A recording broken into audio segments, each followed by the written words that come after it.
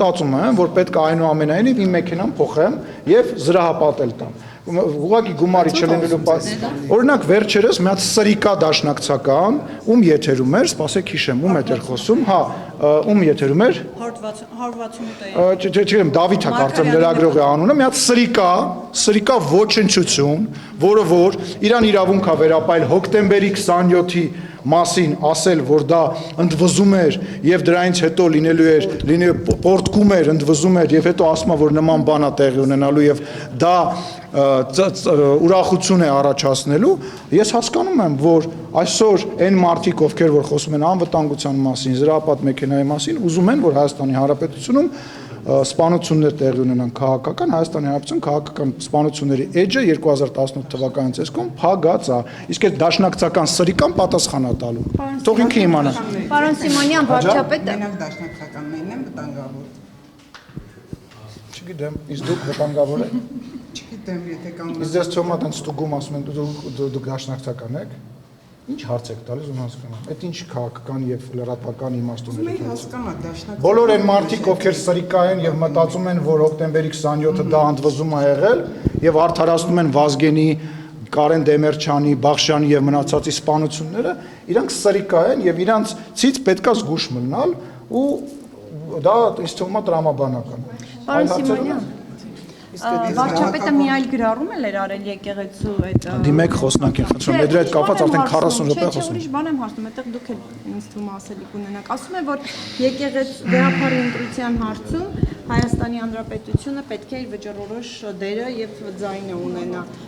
Ուրեմն ես եկեք sense մեկնաբանեմ, նախ եւ առաջ վարչապետի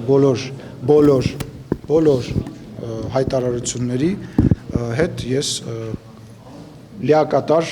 կիսում եմ իր բոլոր հայտարարությունները։ Երկրորդը մեթոդով պետք է ունենա։ Օրենսդրականի ենթադրում եմ, դրա մասին չենք խոսացել եւ դրա մասին չենք քննարկել։ Բայց հնարավոր է առաջիկայում նման հետ է կամամիտ թե խոսը ոչի Ղարաբաղի։ Պարոն Սիմոնյան, առաջիկայում հնարավոր է այդպիսի փոփոխություն լինի։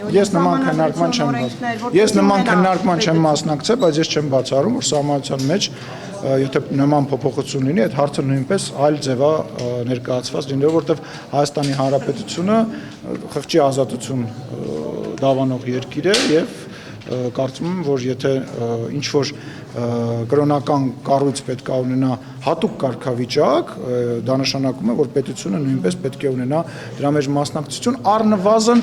այդ կառույցը թափանցիկ դարձնելու համար։ Թափանցիկ, ուրիշ բանի մասին չեմ խոսում։ Չեմ բացառում։ Պարոն Սիմոնյան, դուք վարչապետի խոսույթի հետ եք համաձայն, թե գրվածի բովանդակության։ Դուք ասեցիք համաձայն են վարչապետի եկեղեցու հետ կապված հայտարարությունները։ Ուրեմն ես վարչապետի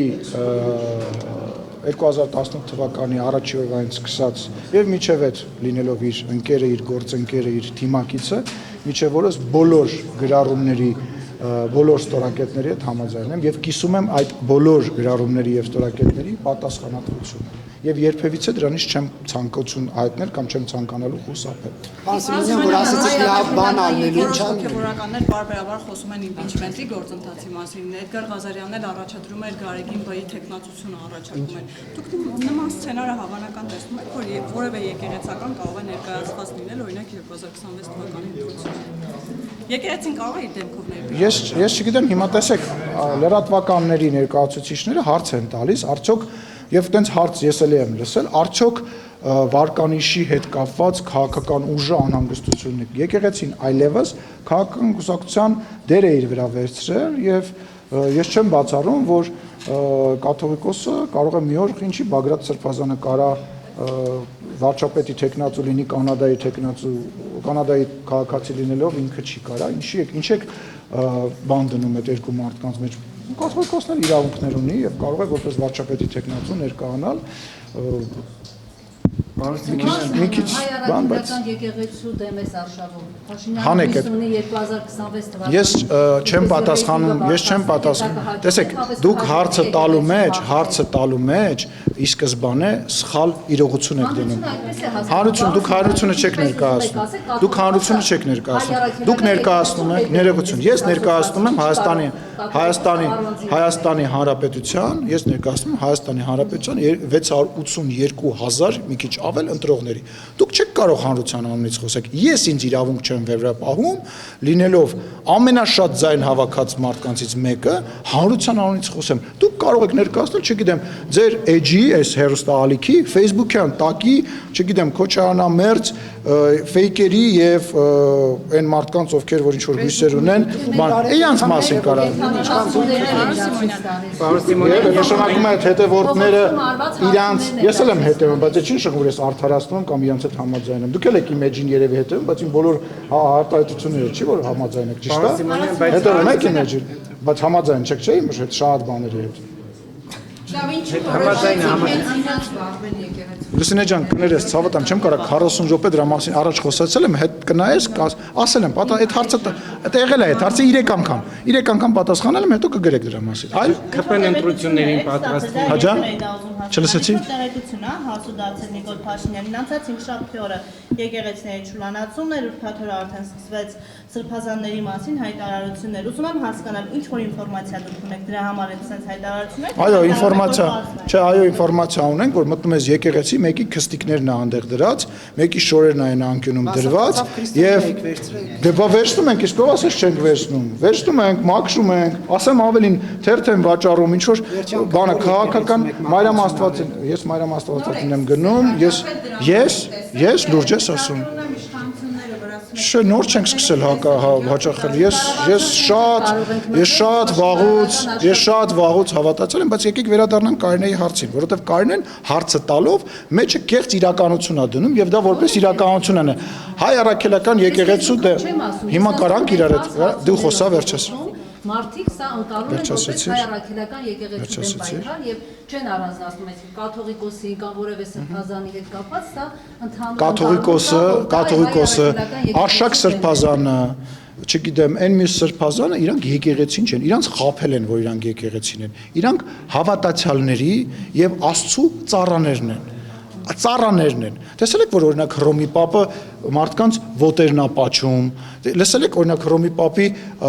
Տիտղոսի մեջ մի րոպե, այդ արարողությունը արվում է բոլոր տեղում։ Տիտղոսը ոնց է, ռաբով բոժիղ, Աստծո ծառաների ծառան։ Իրանք մոռացել են, որ իրանք ծառա են։ Իրանք մտածում են, որ իրանք գողական են, հարց լուծող, քավոր են եւ բիզնեսմեն են շատ սրբազանկա զենքով էր ման գալիս միջև վերջերս, չգիտեք իրա մասին, մի հատ էլ լավ ավտո ուներ, էլի ասեմ, ես զենքով եմ ման գա, ես զենք ունեմ, բայց զենքով ման չեմ գալիս, ես իշխանություն եմ, այդ տեսնում եք էլի, ձեր մտածելակերպ, ես կճոյան հետ ոչ մի միջոցառման չեմ մասնակցել, լսեք, անձնապես ես կճոյանի հետ որևիցե հարաբերություններ չունեմ, ես խոսացողս չունեմ, գնացեք այսինքն մենք եկեղեցականների հետ շփումների հետ կապված պետք է հիմա պատասխան տանք, որ եկեղեցականը ոնց է։ Այսօր նորից դուք հասկանում եք դուք ինչ եք քննարկում։ Դուք փոխանակ, մի րոպե, փոխանակ քննարկեք, ասեք, այո, այդ երևույթները կան, այդ երևույթները չկան, այդ երևույթները վատ են, այդ երևույթները միգուցե ներելի են, միգուցե կարելի է հասկանալ դե խոսամ։ Մի րոպե, Լուսինե, մի րոպե, ամեն ինչի մասին է խոսում ենք։ Ասեք, լավ, հիմա ասենք պետք է արձագանքի, չպետք, ասելու բաներ, բայց այդ մարդիկ նաև դուք էլ եք, ախպեր, կա այդ բանը, թե չկա, էս է հարցի հարցը։ Ասելու ձևով արդեն դուք թույլ չեք տալիս, որ մարդիկ բան անեն, ասեն հայ Նիկոլ Փաշինյանն այն ձևն է ընտրել, որ մարդիկ այլևս չեն ուզում քննարկման առարկա դարձնել այդ երևույթը կա։ Ես մի բան հարցնում եմ, եթե ես սկսեմ նայել ձեր խոսակցական ձևին, ես ձեր գրեթե ոչ մի հարցի չեմ պատասխանի։ Բայց դուք 4-րդ իշխանությունն եք, դուք մեր երկրի ազատ լրատվամիջոցներն եք, որոնց ազատության համար ես պայքարել եմ, ու ելի կպայքարեմ, երբ էլ դա լինի, բայց ես չեմ նայում ձեր հարցից։ Քեզ թվում է Նարեկ ջան, քո տված հարցերը, որոնց դու մտածված սուր ձևակերպումներ ես դնում ես, չէ՞։ Ոնց յուրաքանչյուր քաղաքական գործ չի դա հաճելի է։ Ես այդ ինչ ձևակերպում չեմ պատասխանում։ Դուք ընդհատում եք, այո, Լուսինե ջան, շատ լավ է, պարտավորություններ։ Ես քեզ, բայց պետք է մի հատ հասկանանք, այդ եկեղեցուն եկեղեցի է։ Այդ եկեղեցականները եկեղեցական են։ Բայց ով պիտի դա որոշի։ Իրանք, մենք ոչ մեկ, մենք ասում ներողություն, հարցատ հենց իրանք, Լուսինե ջան, հենց իրանք։ Հենց իրան, ես ասեցի, կաթողիկոսի ձեռքը պատչելուց առաջ, լսին ուզում ես արիստեղ կանգնի հարցազրույցը, Մաքսիմ Պուլիմյոտի պես անընդհատ արագ խոսալով ճշմարտությունը չի լինելու։ Ոչ, հիմա դու հարցես տալ եթե ելույթ ես ունում։ Գրանցվի ելույթի համար արի ելույթ։ Պարոն Սիմոնյան, այնուամենայնիվ, եթե կաթողիկոսը միջև վերջ այն հարցադրումը, եթե այն հարցադրումը, որը արվում է Նիկոլ Փաշինյանի կողմից, մի հատ նորից էլի փայլակ ջան չհասկացա։ Եթե կաթողիկոսը միջև վերջ Նիկոլ Փաշինյանի այն հարցադրումը ունի զավակ թե ոչ, չպատասխանի, այդ հարցը շարունակելու է մնալ, թե իշխանությունը ինչ որ ձևով այնուամենայնիվ փորձելու է պարզել, ի վերջո կա թե չկա, այսինքն հենց այդ միջամտությունը, եթե հարցադրմանը պատասխան չի լինում, որտեղ մի քանի օր էլ մենք տեսնում ենք, որ Նիկոլ Փաշինյանը գրում է, ունի թե չունի, Ես կարծում եմ, որ պետք է այնուամենայնիվ կոնկրետ, ոչ թե լավաշ նյութեր են, որ մարդ հոգնում է կարդա այդ նյութը, կոնկրետ ինչ որ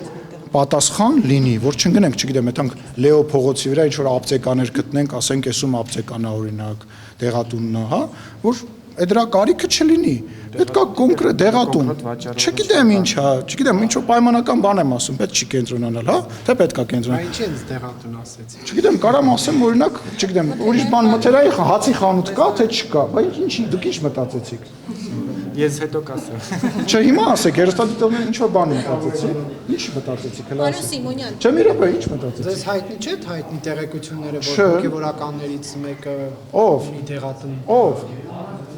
Դա էլ դուք բարձր։ Ով ունի։ Ինչ էր գրում։ Առաջան որում ձեր հետ ինչ որ առումներով նաև փոխկապակցված։ Իմ հետ փոխկապակցված մարմուրը որ գներ, ենթադրում եմ քիշեմ։ Ով այնուամենայնիվ։ Գնացեք բացեք։ Ոչ, լրագրողը դուք եք գնացեք Էջմիածին։ Ես քանի դեռ չեմ Մի րոպե, չեմ կարող։ Էդ եմ ասում, Նարեկ ջան։ Գնացեք, ստուգեք։